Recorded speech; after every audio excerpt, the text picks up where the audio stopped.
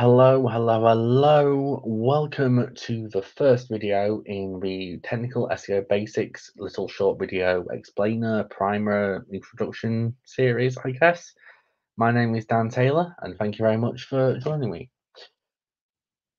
So in the first video, I want to talk about and cover internal linking. Now, internal linking is pretty much a given in most SEO courses and to most SEOs.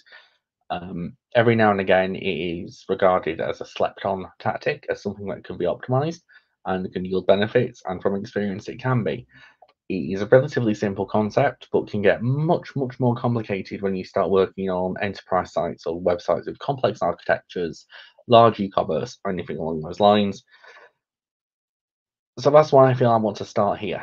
Now, first, I want to kind of cover why we have internal linking, what the purpose of it is. But at its core, it's really just to connect HTML documents one to the other for users in the browser. It helps Google and users discover new content, establish relationships, establish hierarchy between the content, and it can also help indicate the importance of different pages. Now, there are different types of internal link. You have text links, which are probably the more common, which is where you basically have hyperlinked text within prose on a page and the main content. You have your image links, navigational links in your main navigations or mastheads. Um, you have your sidebar links in widgets or in supporting content, and then you have your footer links. Footer links used to be spammed quite heavily, but not anymore, thankfully.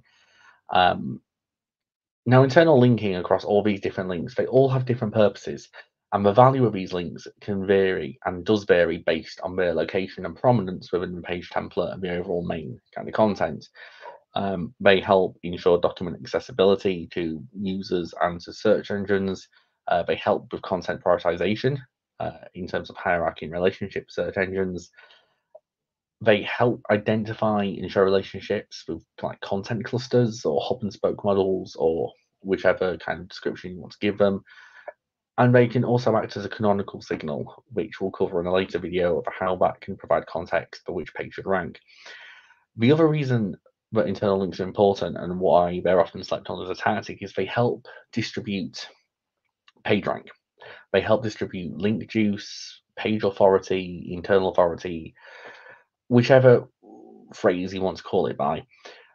You can distribute the authority pages have from one to another. And 10-15 years ago, we used to call this PageRank sculpting. We used to be able to see Google's public PageRank score for how it valued pages, but unfortunately, Google took that away from us because it was spammed quite heavily, and it basically it gave birth to a black market of buying and selling links, essentially, which Google didn't like.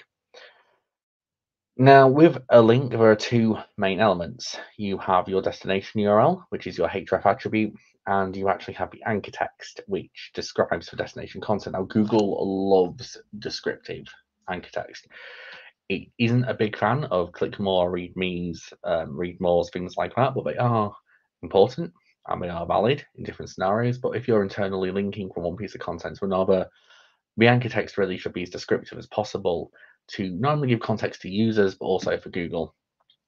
And occasionally on internal links, you will find a third element to this, and this can be something like rel no follow, or even less commonly, rel sponsored and rel UGC on internal links. You typically receive on links going out from your page to external websites and domains, or links coming in from external domains to your site. So touching back on PageRank, link juice, link authority, whatever it wants to be called nowadays.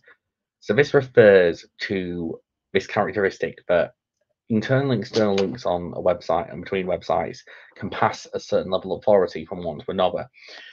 Google used the Penguin algorithm to combat unnatural link practices, and this used to be one of the main systems in the mid 2000s as to how Google was understanding the internet and ranking pages.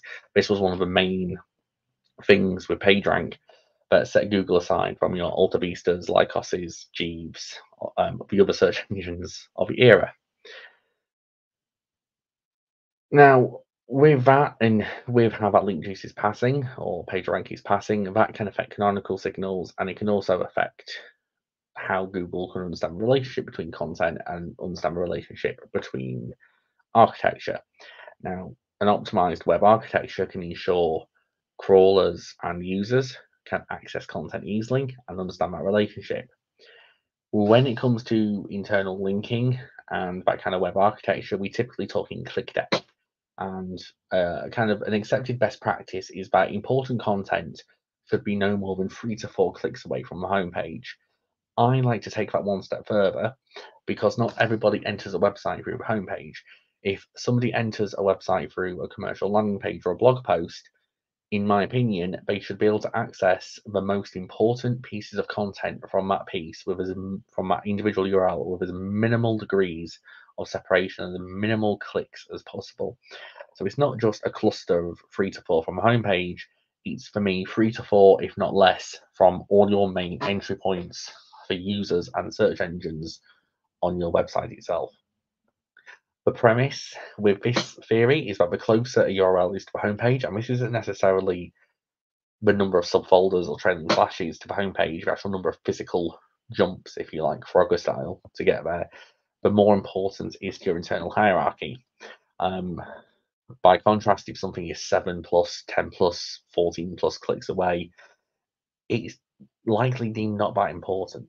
And if you're burying it that deep, I'd have to tend to agree. So this kind of comes to making sure you've got that main click depth and the separation, dissemination from your main entry points for users as close as possible.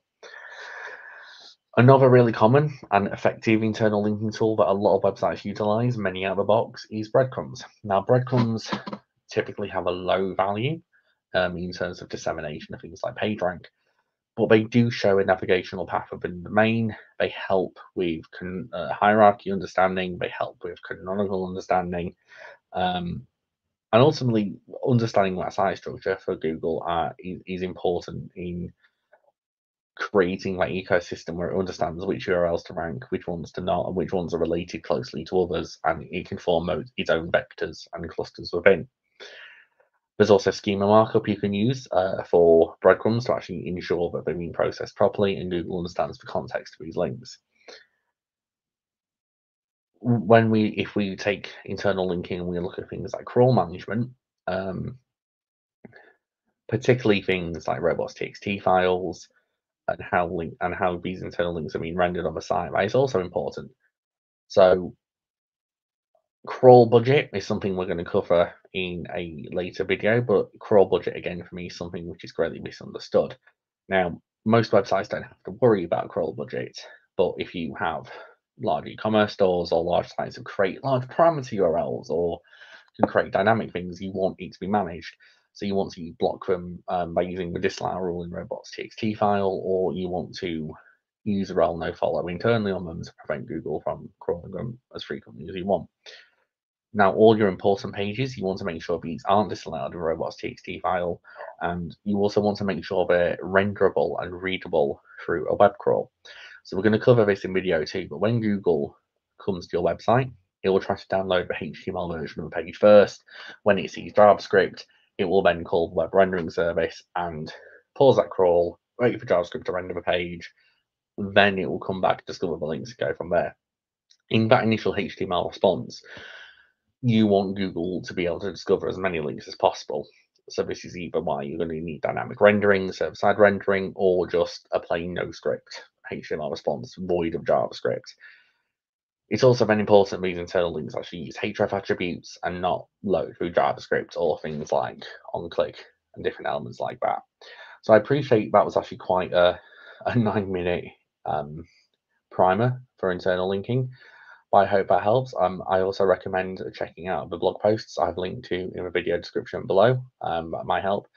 And I look forward to seeing you in the next video. If you've enjoyed this content, please don't forget to like, subscribe, and hit the notification bell for more notifications on the Technical SEO Basics course and other videos on my channel.